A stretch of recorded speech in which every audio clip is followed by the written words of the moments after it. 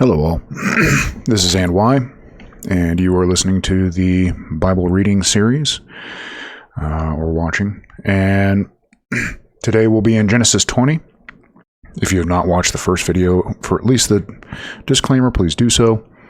And we'll start out with the Lord's Prayer here. Matthew 6, 9 through 13, King James Version. After this manner therefore pray ye, Our Father, which art in heaven, hallowed be thy name. Thy kingdom come, thy will be done in earth as it is in heaven. Give us this day our daily bread, and forgive us our debts as we forgive our debtors. And lead us not into temptation, but deliver us from evil. For thine is the kingdom, and the power, and the glory, forever. Amen. Genesis 20. Abraham's treachery. And Abraham journeyed from thence toward the south country, and dwelled between Kadesh and Shur, and sojourned in Gerar. And Abraham said of Sarah his wife, She is my sister. And Abimelech king of Gerar sent and took Sarah. But God came to Abimelech in a dream by night, and said to him, Behold, thou art but a dead man, for the woman which thou hast taken, for she is a man's wife. But Abimelech had not come near her, and he said, Lord, wilt thou slay also a righteous nation? Said he not unto me, She is my sister? And she, even she herself said, He is my brother. In the integrity of my heart and innocence of my hands have I done this. And God said unto him in a dream, Yea, I know that thou didst this in the integrity of thy heart, for I also withheld thee from sinning against me, therefore suffered I thee not to touch her. Now therefore restore the man his wife, for he is a prophet, and he shall pray for thee, and thou shalt live. If thou restore her not, know thou that thou shalt surely die, thou and all that are thine. Therefore Abimelech rose early in the morning, and called all his servants, and told all these things in their ears. And the men were sore afraid. Then Abimelech called Abraham, and said unto him, What hast thou done unto us? And what have I offended thee, that thou hast brought on me and on my kingdom a great sin? Thou hast done deeds unto me that ought not to be done. And Abimelech said unto Abraham, What sawest thou, that thou hast done this thing? And Abraham said, Because I thought, surely the fear of God is not in this place, and they will slay me for my wife's sake. And yet indeed she is my sister. She is the daughter of my father, but not the daughter of my mother, and she became my wife. And it came to pass, when God caused me to wander from my father's house, that I said unto her, This is thy kindness, which thou shalt shew unto me.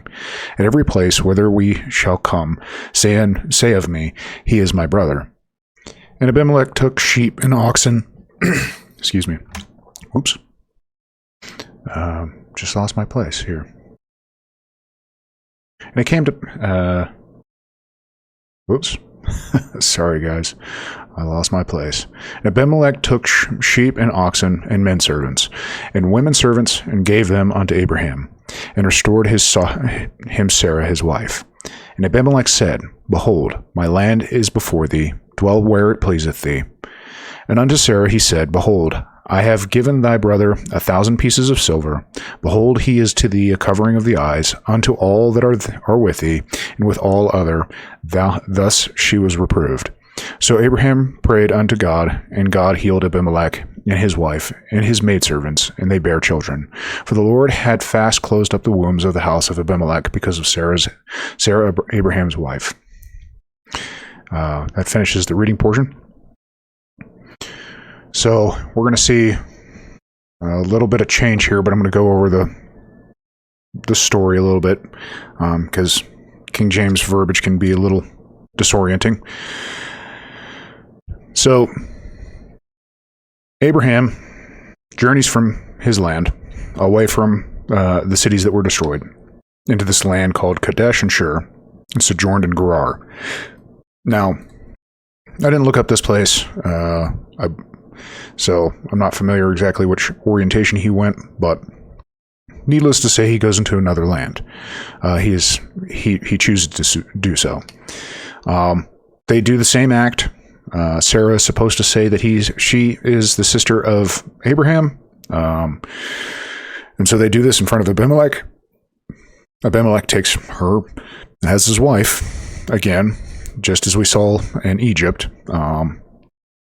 So then the Lord causes a plague to fall upon the house, and he appears to Abimelech. And there's an exchange. It's a little bit judicious in the sense that, like, Abimelech says, how can I be accused of such, like, I am innocent of this thing I did not know. But this is done before he goes to know Sarah. And therefore, God says, yes, I know that you were innocent, integrity of your heart, but I stopped you from sinning in this moment here, from physically being with Sarah.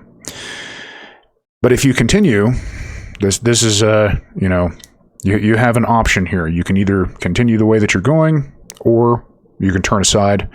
And this is the part of, judicious,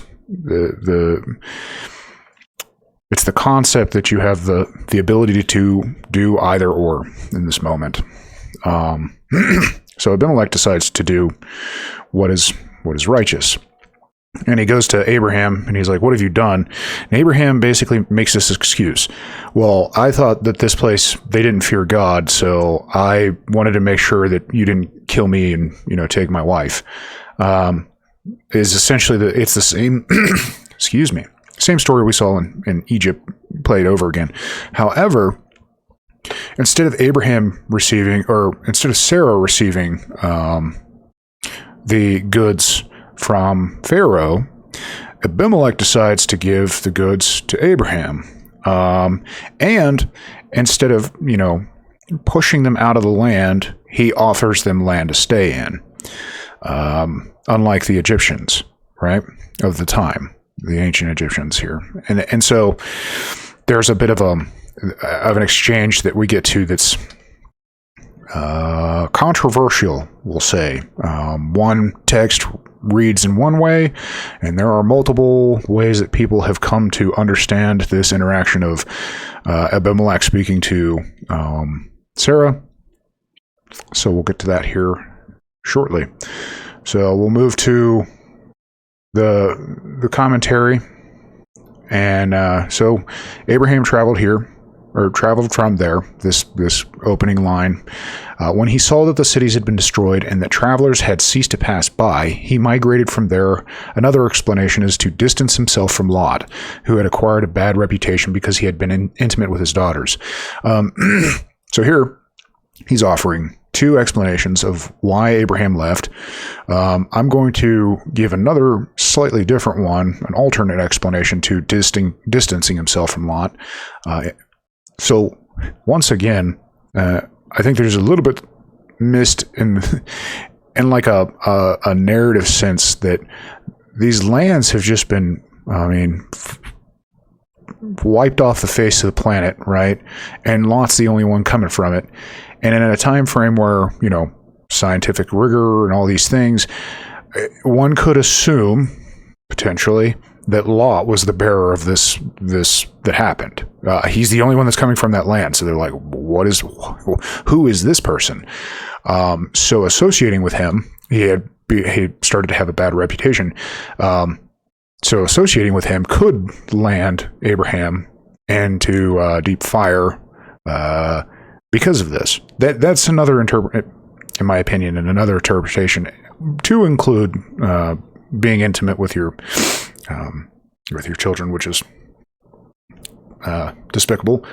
I mean, not to make the historian's fallacy, where I look back in time and wag my finger, but I mean, even in this time frame, it seems to be not a good thing. So take it as you will. There's possibly another one that's akin to what happened with Abraham traveling from his land back to Egypt, like when he left to go to Egypt.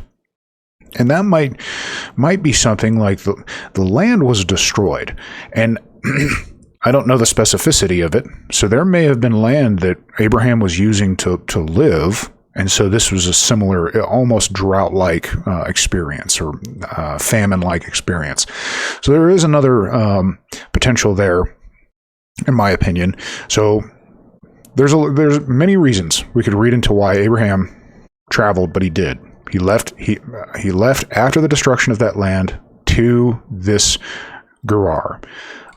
Maybe I should look at how that's phonetically pronounced here real quick. Maybe we can find out where specifically. Yeah, Gerar. A lodging place, a Philistine town south of Gaza, modern So that sounds, if I pulled up a map, that sounds as if it was the southern portion of the Mesopotamian area, more towards Egypt. So he's kind of going back towards Egypt again. So let me backtrack here. So, and now we're again, this word sojourned is starting to be very prominent. This moving into a land that is not yours, and constantly never coming home, essentially. So we'll move on here a little bit. And Abraham said to his wife about Sarah, his wife, "She is my sister." And Abimelech, the king of Gerar, sent and took Sarah. This is always I guess this interaction must be a thing for kings of that time frame. Like they can, I mean, it would reason that they have the power of that time frame to be able to do things like this. But it also this statement to think to keep yourself safe by telling them that Sarah is your wife is such a strange concept to me. Like, they won't kill me because they won't think that I'm your husband, but then, what about the consequence of them taking her? I mean, it's already even happened once with a pharaoh. So it's a very strange way of argumentation. I'm sure there might be something that was of that time period that, maybe he was hoping something else would happen, but this is the second time. He did not ask her permission, but said that she was his sister forcibly against her will because she had already been taken to Pharaoh's house on account of this. Yeah, I mean, maybe. It does say later on that she said that he was her brother, but maybe that was under duress as well. So one could read that about Sarah, his wife. So this word here, El or Ale, which is a word that has many different meanings, and so here the rabbi kind of akins it to concerning, the word concerning. So here in this text it says Abraham said about Sarah, so concerning Sarah. I believe in the King James here, and yeah, it says, and Abraham said of Sarah his wife. So as long as we're knowing that Abraham is referencing his wife and concerned of her, it reads well. Abimelech had not come near to her. So later on, Abimelech has this dream, and he had not come near to her, so physically, and he said, "O Lord, will you kill even a righteous man?" So the Lord says to him, "Behold, you're going to die because of the woman whom you have taken, for she is a married woman." I think this might actually be, see, but God came to Abimelech in a dream by night and said to him, "Behold, thou art but a dead man." I'm starting to believe that this a dead man concept was really a strong concept with inside of King James's time period, which would have been, I'm not even going to say because I would probably get that wrong, but I think that this conceptualization, this "thou art but a dead man" versus "behold, you're going to die because of the woman whom you have taken." So there's a bit of a difference here in the way that you can read that, that he is considered dead or that he is going to die because of the actions. And Abimelech had not come near to her, so the angel stopped him, as it is said, "I did not let you touch her." So the Lord intervenes here in this action, and this is to maintain that Abraham, Sarah will birth a child from Abraham, and there will be nothing that is between that. Will you kill even a righteous nation? So he's making this like proclamation. He's under question now, and this is his answer. Even if he is righteous, will you kill him? Is that your way to destroy the nations for naught? You did so to the generation of the flood and to the generation of the dispersion. So Noah's time frame, and then Babylon, or the Tower of Babel. I too will say that you destroyed them for no reason, just as you threaten to kill me. So, a reverse accusation in the sense that if you come and kill me in my innocence, then I have the justification to say, or history will have the justification to say, that you just kill anybody. But the response here is, and did he not say to me, and this is the following, his evidence.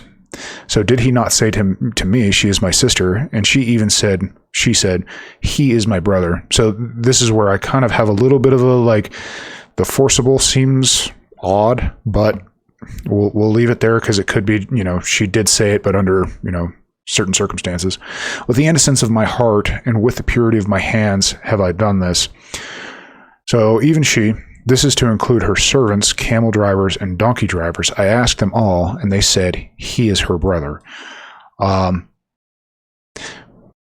Even she, I guess, to me, I'm taking it pretty literally that I'm not sure why he would need to go around, is this the sister? Is this the sister? Is this the sister? It seems unusual, but then again, this is, how they look at it in the sense that, he did his due diligence. Either way, I still think that Abimelech is correct in saying that he is innocent of heart here. And then with that, he says, within the innocence of my heart, so I did not intend to sin, which is important. And with the purity of my hands, so I am pure of sin, for I did not touch her. So he has these two statements, or three statements, technically. They said that their sister brother, I did my due diligence there. So therefore, my heart is innocent. I did not want to sin or go against you, to trespass against you. And with the purity of my hands have I done this. Then God returns his slight counter argument. And God said to him in a dream, I too know that you did this with the innocence of your heart. I too have withheld you from sinning to me, therefore I did not let you touch her. So there's two, he's returning to these two things. So he's agreed, yes, they did this, and you are innocent of intent. I know that, and with the innocence of your heart, it is true that you did not intend at first to sin, but you cannot claim purity of hands, because he intervened. I did not let you. It was not due to you that you did not touch her, but I prevented you from sinning, for I did not give you strength. So below, in chapter 31:7, we'll read, and God did not let him. And so in Jude 15:1, but her father did not allow him to come. So this phrase here is, like an intervening. So what was this again? Just to make sure that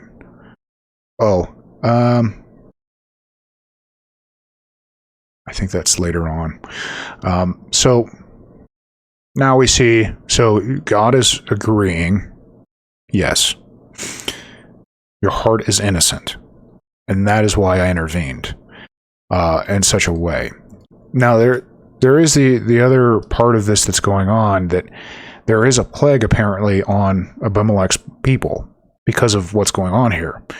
It's not very specific to what exactly that plague is, but we'll find out that it has something to do with birthing and other excretions, I think is the word. So, and now return the man's wife, because he is a prophet, and he will pray for you, and you will live. But if you do not return her, know that you will surely die, you and all that is yours. Similar consequence for action. We're back in the Garden of Eden. You have a choice, and we now have this text. We have this text, and we're looking back in history as it has played out. So one could assume that things fell into place because of specific requirements. However, in a judicial or in the case of law, it assumes that you can do one of an either-or assumption, right? Well, if you do this, then this. But if you don't do that, then this. And that right there is what's going on in this. I know that might seem pretty straightforward, but I think that opens the door to understanding that there are other potentials that could have happened. And there would have been results for that. Seems obvious, but I just feel it necessary to say so. So we see Abimelech does this. And Abimelech summoned Abraham and said to him, "What have you done to us, and what have I sinned against you?" We see an accusation. He brings an accusation that you have brought upon me and upon my kingdom a great sin. Deeds that are not done, you have done to me. Deeds that are not done, a plague that was not accustomed to come upon any creature has come upon us because of you. The closing up of all bodily orifices, those of semen, of urine, of excrement, and of the ears and nose. So I decided to look up a writing here, and there is a bit of how do I want to say this? Actually, I'm sorry for even bringing this up, but I'll bring it up here in a minute. We're almost through this whole thing. It's kind of short, but return the man's wife. Oh, yeah. And do not think that perhaps she will be repugnant to him, and he will not accept her, or that he will hate you and not pray for you. Abimelech said to him, "Who will let him know that I did not touch her?" He replied. Yeah, so there's an issue. She's in Abimelech's house. Everybody has their thoughts. Everybody has their assumptions of what's happening, because he's a prophet. Well, excuse me. Let me finish that thought. So, because she's in his house, there needs to now be things laid in place for it to now be realized that nothing did happen. So then it moves on, and because he is a prophet and he knows that you did not touch her, therefore he will pray for you. So there's this because he is a prophet, he knows what's going on in the household. So then moving forward, and Abimelech summoned Abraham and said to him, "Yeah, what have you done?" So I just did that. I apologize, a little bit backtracking. And Abraham said, for I said, surely there is no fear of God in this place. Okay, so let me straighten everything up, because I decided to go into a place beforehand. Abimelech comes out, says, "What have you done? Why have you brought this to us?" And he's accusing Abraham, and Abraham has his response. "What did you see that you did this thing?" That's Abimelech to Abraham. And Abraham said, "For I said, surely there is no fear of God in this place, and they will kill me because of my wife." Surely there is no fear of God. A guest who comes to a city to do, we ask him about eating and drinking, or do we ask him about his wife? Is she your wife, or is she your sister? Yeah, this is extremely confusing to me. I don't really have a whole good answer to this. I understand that it has something to do with hospitality. But once again, it's this whole argument, like I said, is odd to me. why you would even reference her as your sister as a protection thing seems unreasonable in my opinion. However, I'm not in Abraham's shoes, so like I can't even I'm not judging him. I'm just saying that this whole statement, a guest who comes to a city to do, we ask him about eating and drinking, or do we ask him about his wife? Is she your wife or is she your sister? So I brought this writing up. We'll get to at the end. That's what I get all befuddled with, so I'll leave it to the end. And also, indeed, she is my sister, the daughter of my father, but not the daughter of my mother, and she became my wife. All right, so he is justifying himself now. Abraham is saying, she is my sister, but not my sister's sister, like my truest sister, I guess you could call it. And it explains here, my sister, the daughter of my father, and the daughter of one's father is permitted to a Noahide for marriage. For a Gentile has no father, i.e., his lineage is not traced from his father. And in order to justify his words, he answered him in this way. Now, if you ask, was she not the daughter of his brother? The answer is that grandchildren are considered like children.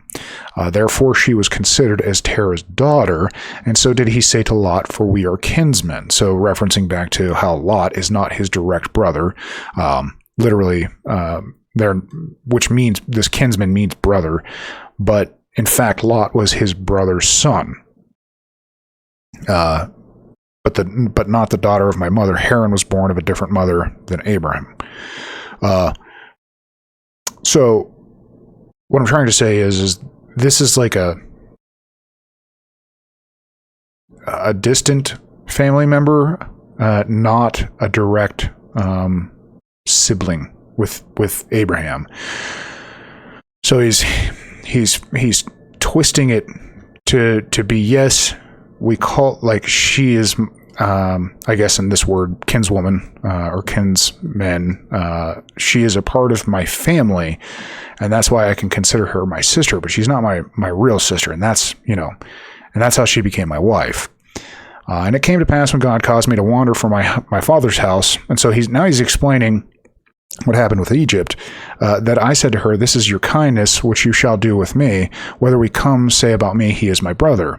It came to pass when God caused me to wander. So Onkelos, the writer, rendered as he rendered, and it came to pass when the peoples went astray after the work of their hands, but that God brought me near to his fear for my father's house. However, it can also be interpreted in a more appropriate manner according to its structure as follows. When the Holy One, blessed be he, took me out of my father's house to be a wanderer, roaming from place to place, I knew that I would pass through places where there are wicked people, and therefore I said to her, this is your kindness. So giving two different takes on this, but essentially when he left his father's house, so when God said to him, get up and leave your country, your father's land, I knew that there were going to be wicked people that I would come across. So I wanted to protect, myself by having her do this. So this is his logic that he's giving to Abimelech. And when God caused me to wander, in the plural. So here, I know this is tearing down into the same sentence, or the same statement, but all it's attempting to say is, when it is in plural, this word here is in plural, but do not wander at this, because in many places words denoting godliness and words denoting authority is expressed in plural. I'm not going to go into this because it's all a bunch of quotes from different verses and different words. Essentially, if I'm reading this correctly, is when it speaks of God and something like a verb, it's used plurally, assuming that there is a tribunal with God, if that makes any sense. Not that God is multiple things, but that there are multiple interacting forces in this thing that cause Abraham to wander. Say about me. So about me, a good way to, let me backtrack just a smidge. A good way to think about this is, a Christian's form of the Trinity. There are three people in one, and so therefore speaking about God in a form of a plural sense, yet it is all singular. no time to get into that complexity, but that is another way to, read that. Say about me. Similarly, and the people of the place asked, meaning about his wife, Exodus 14:3, and Pharaoh will say the following, meaning about the children of Israel, lest they say of me, a woman killed me. Just more of his argumentation or his logic here about the say about me, so that my honor, my dignity, in the land. So, and Abimelech took flocks and cattle and men servants and maidservants, and he gave them to Abraham, and he restored to him his wife Sarah. It's funny because we don't even have a technical conclusion to this, except for Abimelech, just decides to give him a blessing. And he gave them to Abraham in order to appease him so that he would pray for him. So he heard his thoughts, and Abimelech just decides to pay respect. And here is my land before you, wherever it pleases you, you may dwell. So this is the difference between Abimelech and Egypt. And here's my land before you. But Pharaoh said to him in 12:19, and now here is your wife, take her and go, because he was afraid because the Egyptians were immersed in lewdness. So we do know there is a difference here. And so Sarah, he said, okay, now we get into some, I'll call it a disagreement about how this all plays out. And it's because of some idioms that we're not familiar with. But this is where I'll pause before I dive too deeply into that. This writing here, from a rabbi, unsure of the time frame it was written, but it was, 900 BC, somewhere around there. And this portion here, chapter 26, this is a commentary, essentially, but chapter 26 is about the trials of Abraham. So it's lumping this concept of Abraham is going through these moments of God testing him. And so here, this is what it says. And Abimelech became impotent, and all the women of his house became barren, even to the smallest insect, which also became barren, as it is said, for the Lord had fast closed up the wombs of the house of Abimelech in Genesis 20:18. And the angel of Michael descended and drew a sword against him. Abimelech said to him, is this a true judgment and a true sentence to slay me as long as I had no knowledge? Wilt thou slay even a righteous nation? Genesis 24. He said unto him, restore the man's wife, for he is a prophet. Genesis 20:27. And he shall pray for thee, and thou shalt live. And here, Rabbi Joshua, son of Korshah, rehearsed before Rabbi Tarfon, saying, whatever Pharaoh gave, he gave to Sarah. Whatever Abimelech gave, he gave to Abraham, as it is said, and Abimelech took sheep and oxen, Genesis 20:14. And Abraham arose and prayed before the Holy One, blessed be he, and he said before him, sovereign of all the worlds, thou hast created the whole world to increase and multiply, and let Abimelech and all the females of his household increase and multiply. The Holy One, blessed be he, was entreated of him, as it is said, and Abraham prayed unto God, and God healed Abimelech and his wife and his maidservants, and they bare children. So whatever was going on here, it was Abraham prayed to the Lord to cause births to happen.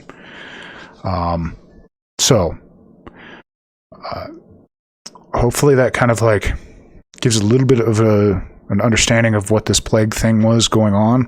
We'll get to that in a second, but that's what that writing was referred to here. That's a strange way to say it, but let's move into this contentious part, or this disagreement here. And to Sarah he said, behold, I have given 1,000 pieces of silver to your brother. Behold, it is to you a covering of the eyes for all who are with you, and with all you shall contend. All right, we're going to go back to the King James here.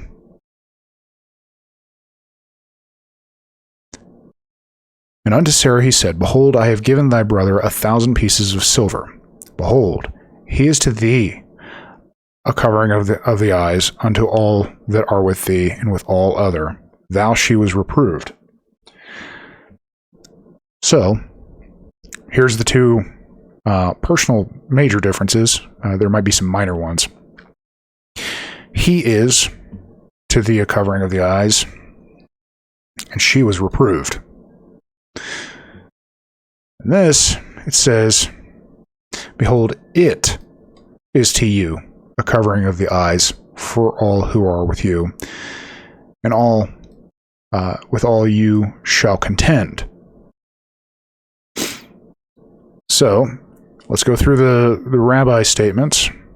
And to Sarah he said, Abimelech said in her honor, in order to appease her, behold, I have bestowed upon you this honor. I have given money to your brother, about whom you said, he is my brother. Behold, this money and this honor are to you a covering of the eyes. For all who are with you, so to Sarah, he's commenting this, and then for all who are with you, so that everybody else that is with you, they will cover their eyes so that they will not denigrate you. For I have returned you empty-handed. They could say, after he violated her, he returned her. Now that I have spent to spend much money to appease you, they will know that against my will I returned you, and through a miracle, and with all the people in the world. So he's making the statement not just to the people that are with them, but to the entire people. You shall contend. You shall have the opportunity to contend, to show these evident facts wherever the word here appears. It refers to the clarification of matters. In Old French, esprover, to prove, clarify. That is a prover below 3137. To clarify, decide, define. Onkelos translated it in a different manner, and the language of the verse fits in with a targum the following manner. Behold, it will be for you a covering of honor on account of my eyes, which gazed upon you and upon all who are with you. Therefore, he translated it, and I saw you and all who are with you. There is a midrashic interpretation, but I have explained what fits the language of this verse. So,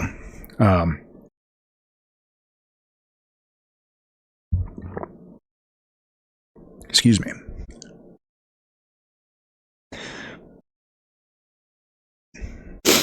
The king, Abimelech, takes her into his house. Everybody has an assumption of what's going on. He releases her the next day. He gives cattle and all this stuff, and then he gives 1,000 pieces of silver to Abraham. And then he says something like this: behold, he or it is to you a covering of the eyes for all who are with you. So there's an idiom used here. A covering of the eyes. We could be super literal. I take the pieces of silver and put them in your eyes. However, or wear a covering, which we could assume, putting a headdress on you so that you don't see. But then there is another thing that's happening. So you could look at this as there are people that are going to say things, and I want to give proof that these things did not happen, so they look the other way.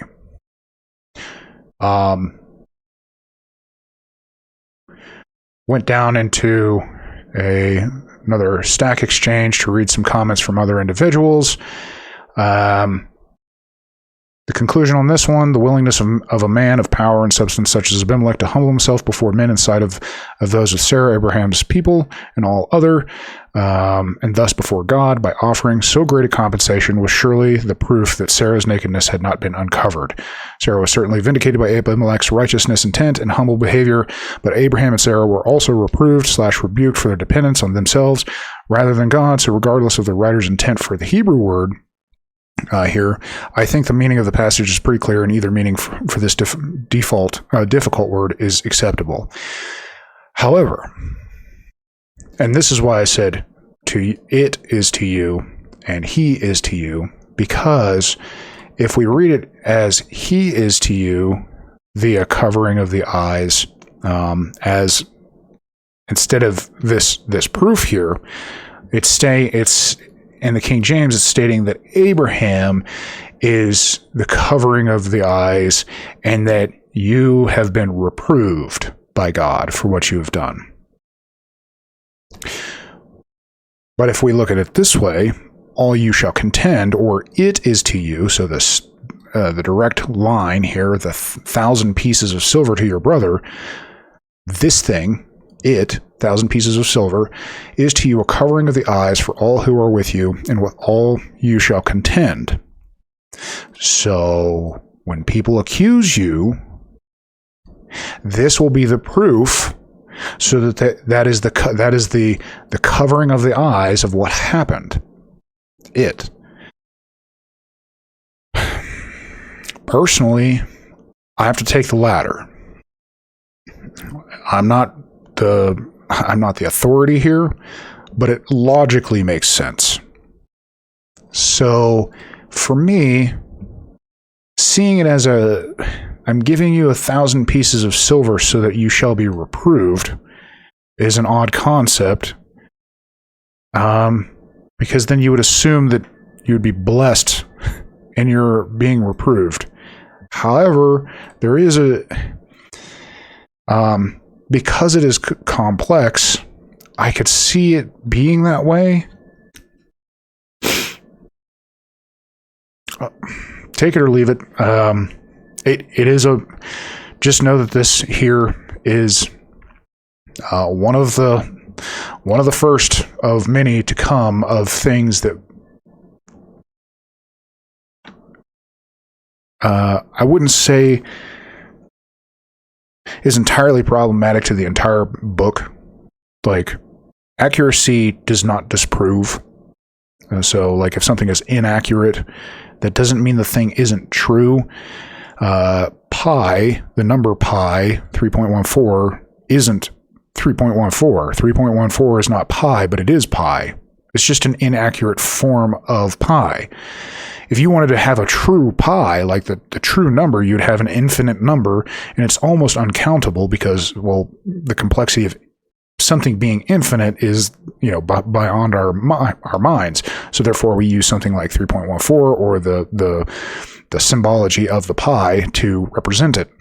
So here, as that example, this may be an inaccurate statement or representation of what happened, but we can look at both of those and go, all right, this one seems more congruent with everything else that's going on. It's just like trying to make something straight, right? If I have something that is not straight, I take something that is straighter, and then I apply that to it to attempt to make the other thing straight. So, anyways, long tangent on that one. I did some looking into it, so that's why I'm taking so much time. But and then to finish this off, and Abraham prayed to God, and God healed Abimelech and his wife and his maidservants, and they gave birth. So they gave birth, their orifices were open, and they expelled what needed to be, which is birth. And then the final part is, for the Lord had shut up every womb of Abimelech's house. So that was the plague. So hopefully that helps everybody. Hopefully it blesses you, gives you something to think about, ruminate through your day. And thank you for listening to the end. See you guys later.